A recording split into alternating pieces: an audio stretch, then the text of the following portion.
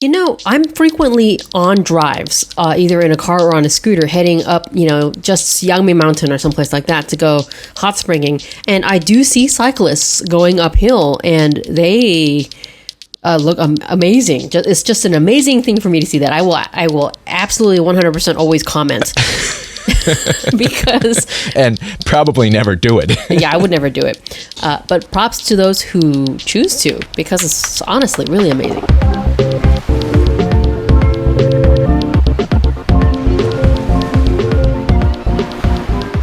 Hello and welcome to Getting Pacific, where we're getting specific on trending topics straight from the newsroom at TaiwanPlus. I'm Joey Chow. And I'm Michelle Chiang. And for this episode of Getting Pacific, we're talking about a physical activity that used to be the pastime for social elites in Europe and North America nearly 2 centuries ago, but is now the most common mode of transportation found around the world.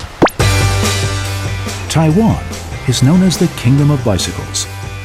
It boasts an annual export value that exceeds $6 billion. Since the inauguration of the Round Island Bike Route in 2015, cycling has gained popularity among both local and international visitors. From easygoing routes to challenging international cycling events that draw participants from around the globe, Taiwan has an unparalleled cycling community for everyone to enjoy. Join our cyclists for a ride and soak up the beauty of Taiwan. That was the promo trailer for a web series on TaiwanPlus called Pedal On. Taiwan's Round Island bicycle route was completed in 2015, and in 2016, it was surveyed that 1 in every 2 people on the island owned a bicycle. That's approximately 12 million bicycles on a pretty small island country. Now, the main reason for Taiwan being known as the Kingdom of Bicycles, as you heard in that video, is actually our bicycle component manufacturing industry. Nearly 1,000 companies produce the 200-odd parts that go into every bicycle, and they do that at such high quality that many of these companies supply up to 80% of the world's orders. Today, we're going to talk about how the world became reliant on Taiwan for bicycles and invited a guest who took part in the TaiwanPlus web series Pedal On to talk about the cycling culture of Taiwan. But first of all, Michelle, do you pedal? I think about physical exercise and, I immediately just become tired. But I used to pedal. I think a lot of kids who grow up in like suburban areas or even ones who just have a park nearby learn to bicycle pretty early on. So I was a pedaling kid all the way up to when I moved to Taiwan, surprisingly, and then stopped pedaling.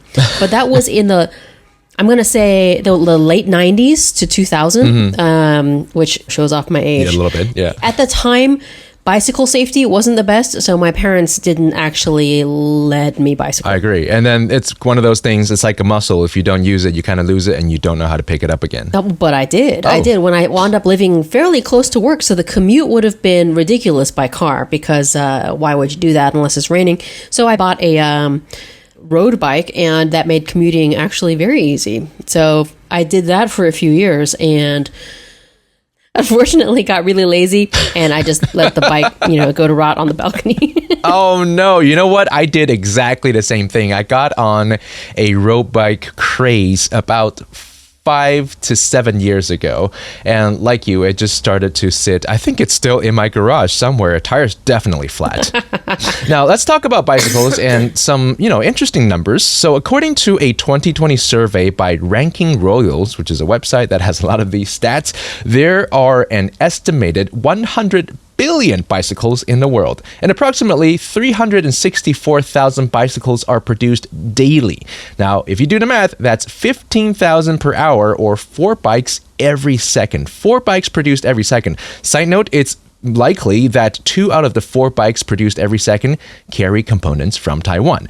On the other hand, the Tour de France is one of the most iconic sporting events in the world, a 3-week carnival watched by over 3.5 billion people in more than 200 countries annually. It's organized each year by the Amory Sports Organization, or ASO, and the company makes more than 90 million euro in profit from the event. That's almost $100 million each year. And many of these bicycle bicycles have the made in Taiwan parts in them. Finally, the biggest cycling countries in the world are the Netherlands, Denmark, and Germany, where the percentage of all trips made by bicycles are 28, 18, and 10% respectively. And guess what? The top 3 destinations of Taiwan's total bicycle exports in 2022 are the US, the Netherlands, and Germany. Which is why, aside from Germany's Eurobike show, the biggest bicycle expo in the world is Taipei International Cycle Show. It's become a runner-up in the world cycling industry, and it certainly is the biggest in Asia.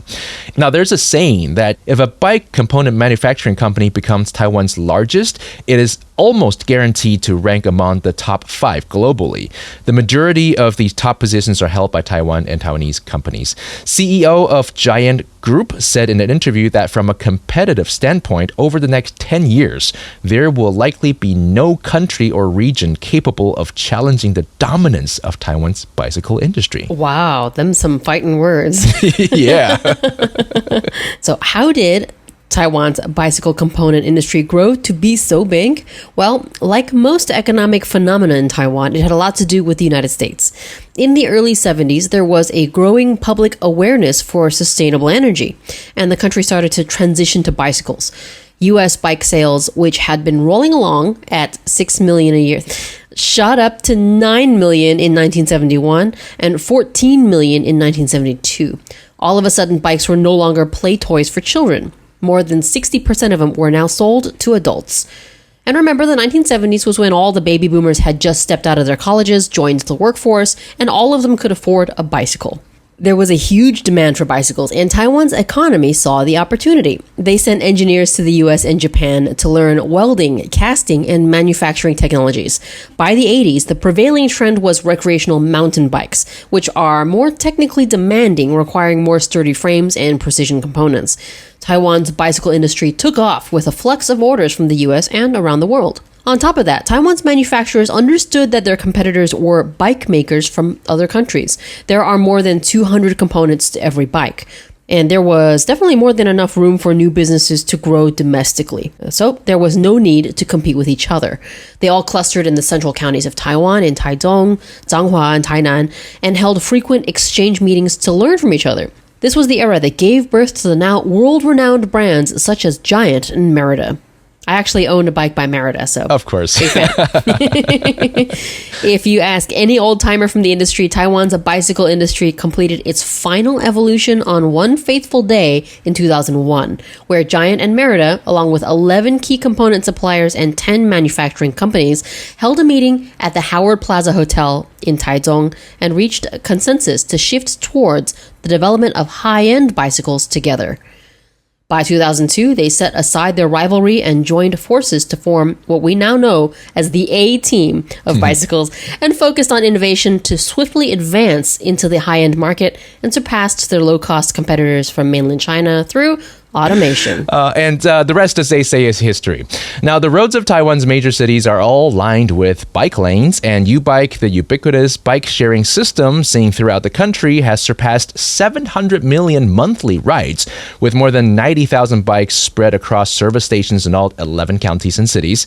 Riders from around the world also come to Taiwan to take on the mountainous challenges our small island has to offer, and our guest today is Natalie Pickles, who was one of the many cyclists that joined the TaiwanPlus web series Pedal On to ride to the top of Taiwan's highest bike routes. We asked her about that experience. So the one that I work on is called Paddle On. So it's about cycling Taiwan. That one was a great experience. We worked with quite a few different cyclists, all from different places, different countries. So there were quite a few people from France. I think cycling culture is really big in France too. And there are a few from Sweden, and there are also another guy from Germany. So there was quite a few of them. And of course, there's a lot of Taiwanese cyclists as well. Most of the people that attend is actually pro cyclists. And we also get, like people from the Frenching Tour cyclists who come to want to join us. It's amazing. Like the pro cyclist, they can finish within like 4 hours. And, it's just like a different level. And then most of the people that I know that I did kill, and they finish around like 6-7 hours. And I believe the closing time is 7 hours. So it's quite difficult. So I did 8 hours. So if I did the non-pro one, I would have passed. But the pro one, I would get caught off. But I was very proud because I did finish the route. Have you ever driven up to the mountains of Taiwan and see these cyclists just like going at it? You know, I'm frequently on drives, either in a car or on a scooter, heading up, just Yangming Mountain or someplace like that to go hot springing. And I do see cyclists going uphill, and they look amazing. It's just an amazing thing for me to see that. I will absolutely 100% always comment. Because and probably never do it. Yeah, I would never do it. But props to those who choose to, because it's honestly really amazing. All right, Michelle, with all of that out of the way, I think it's time not to test your physique, your physical capabilities, but how about your mental one? Thank goodness. Here's a quiz, and it's all fun, bike-related trivia. First off, do you know which country invented the bicycle? Well, I think about those old, black and white photos of people sitting on these bikes with these big, giant wheels. Yeah. And they need a little ladder or step stool to get up there. Mm-hmm. And I'm thinking maybe they're mostly downhill. So Switzerland, because mountainous? It's a very close guess. It's a country that also speaks the language of the people who actually produced it. It's Germany. So German aristocrat Karl von Drais created the modern bicycle as we know it today in the 19th century, so late 1800s. His invention was called the running machine, or it's translated, or it's called dandy horse, which was a precursor to the bicycle made of wood frame with two wheels and a handlebar for steering, but without pedals. So it's kind of like the push bikes that the kids are so hot about these days. Well, that's what I remember, because the photos wouldn't have any pedals on it. I would assume that they would just be downhill locomotion. The kids in the park, when I was learning how to ride a bike, or my parents got me a bicycle and put training wheels on it. And that's how I learned. They would eventually take off the training wheels.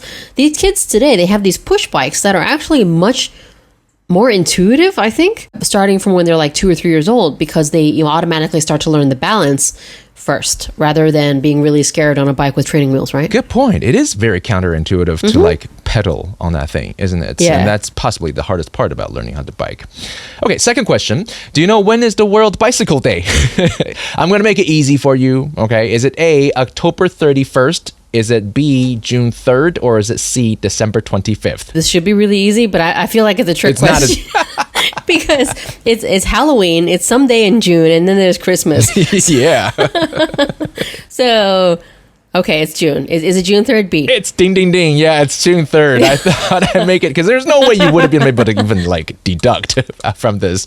So yeah, it is June 3rd. World Bicycle Day, celebrated annually on June 3rd. The day was declared by the United Nations General Assembly in 2018 to promote the use of bicycles as sustainable and environmentally friendly mode of transportation. The celebration of World Bicycle Day aims to increase awareness about the benefit of cycling. Okay, one last question. At the top of the show, we talked about Taiwan building our, round island bicycle route.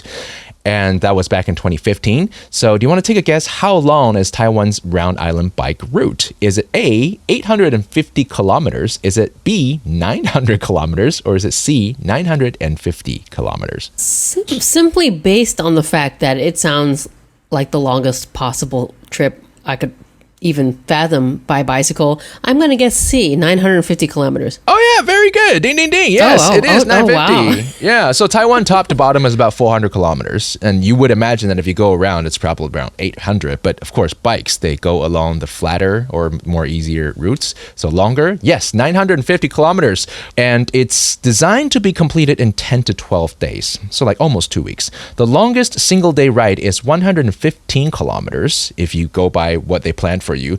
Based on an average cycling speed of 20 kilometers per hour, the longest leg of the trip would take about 6 hours to complete. Now, the route is organized to pass through various counties and cities, allowing cyclists to experience the different local landscapes and cultural delicacies. There is a 35-page PDF, by the way, that you can download online, and it prepares you from the equipment that you need to carry to all the B&B accommodations and scenic sites. It's pretty cool. That's actually very cool that they would prepare you in this way, because I actually do know several people who are avid cyclists, and they have done this trip even before 2015 when they launched the official Round Island bike route. And when they did that, they would have to plan everything out by themselves. With some difficulty because you can't stray too far from civilization in case something happens. Right. And if you're trying to avoid places where there's very little cell phone reception, and in case you are not the most fit of cyclists, you need to be able to have a little pit stop to take a rest. And also, if your bike breaks down, you either need to learn to fix it, or if you can't, you're in trouble if you're stuck in the middle of nowhere. But rest assured, there are definitely companies out there to make this a whole lot easier. I think you can pay like 10K new Taiwan dollars, which is about what, 300 US dollars, for a company to take you and your group around, and they will basically have those vans that wait behind the bike squad. Oh. And then if you ever fall behind, you can just jump on the van and have a drink of water and ride it out. They need to play like motivating music. I hope they do that with like a little speaker. Yeah, they should, to cheer you on. Okay, so once again, we get back to our guest. Today is Natalie Pickles, who took part in TaiwanPlus's web series called Pedal On, and this time we asked her, what's that route like, all the way to the high altitude bike route? So this Kelman challenge, the one that I did particularly is very difficult. So they have different seasons. There's one that where everyone can use it as a challenge, and that one, the closing time is 8 hours. Whereas the one that we're promoting is actually a very famous international race that's open to public. It's called the KOM. So what's so special about this race is actually one of the highest road, like the cycling road for road bike to get onto. You actually start from near the coast. From the coast to get to the mountain, not even on bicycle, maybe by car, it's going to be like hours of drive. So I think that's one thing great about Taiwan. We're not big, but we have everything. We have, lots of mountain that's over 3,000, high altitude. And then you can go from the coast to the mountain within an hour. And I think that's what's so unique about Taiwan. So you actually cycle from Hualien and you get into Tongkong Mountain and you go all the way to the top. So it's above nearly 3,000. It's a high altitude. So it's a great experience for anyone who wants to experience that. But unfortunately, I do want to mention, because we had an earthquake this year, so Tongkong National Park is actually closed for a while. So, but there is another route you can still go to, which is can go from the west coast. So it goes through, Taichung up instead of going to the east. So there are other places that you can still go up to the peak. And it's equally nice. Yeah, if you really must torture your body, then there are other ways to go up there. That's what she's saying. What she mentioned, that KOM challenge, that's the Taiwan King of the Mountain challenge, is a one-day road cycling race held annually in Taiwan, and it was created in 2012. The event is recognized as one of the most difficult cycling races in the world due to having nearly 3,500 meters of climb over a 105-kilometer course. Italian rider Vincenzo Nibali is the 2017 winner, and he still holds the record for the fastest time with 3 hours, 19 minutes, and 54 seconds. That is amazing. I actually do know that there are people around the world from, many different countries who will travel in order to compete in these challenges in, various different other country that they're not familiar with. And I think that the name KOM, King of Mountain, is really cute. It is. King of the Mountain, absolutely. And given that Taiwan is supposed to be the kingdom of bicycles, I think there is an extra incentive to challenge Taiwan's highest peaks. That's very true. For us amateurs, we definitely aren't doing that, and certainly not doing it in 3 hours. How about how do we get into cycling in Taiwan? And maybe join a group, and we asked Natalie, how do we do that? That show really pushed me to want to learn more about the cycling culture in Taiwan.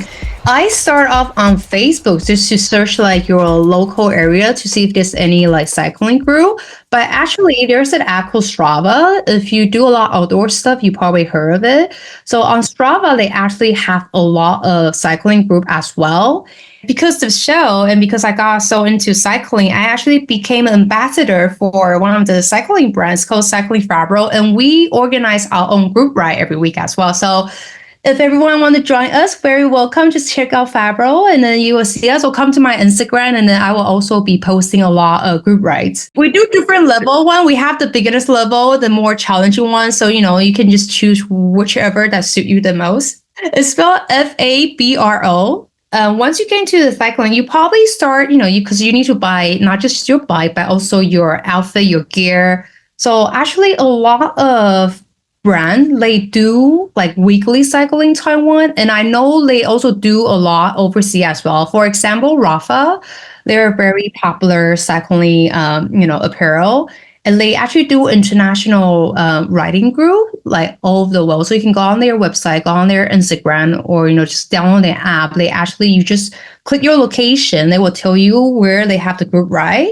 And if you're in Taiwan, literally every Wednesday, Sunday, there are different riding events just for fun, for free. You don't need to pay for it. You just need to, sign up, register, and then just show up. And then, they're very welcome, very friendly. So it's very easy to find them. Most of them, they will announce on Facebook or in the shop. If you go into their shop, a lot of them actually have it on their shop and say that, hey, we do group rides. So in Taiwan, there's really pretty much all the big apparel shop, they have their own group ride, and on their Facebook, they also organize it.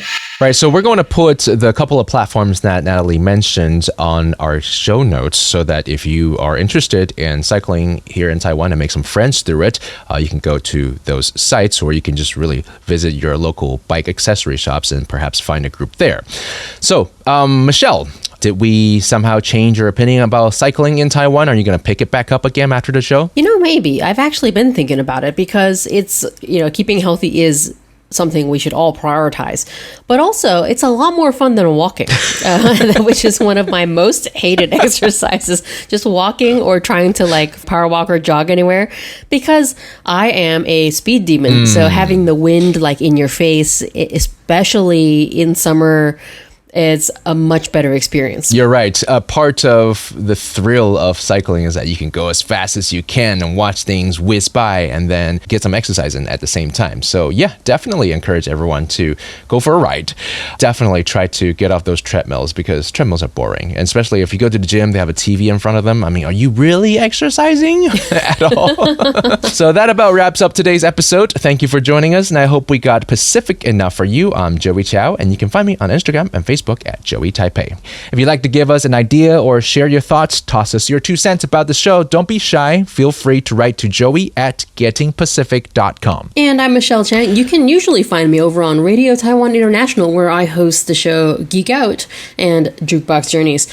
But if you want to talk to me, you can find me at Phoenix Dice, basically on all social media, because I am the chief Phoenix Wrangler at phoenixdice.com, where you can get your Dungeons & Dragons dice and other adventuring gear stuff. We've also got some interviews and deep dives into recent news stories in our shows Zoom In, Zoom Out, and Connected with Divya Kapalan. And if you want even more news and views from Taiwan and around the world, check out the huge catalog of news and entertainment on our website, TaiwanPlus.com, as well as YouTube, Instagram, or Twitter. Thank you for listening, and we hope you'll join us again on Getting Pacific.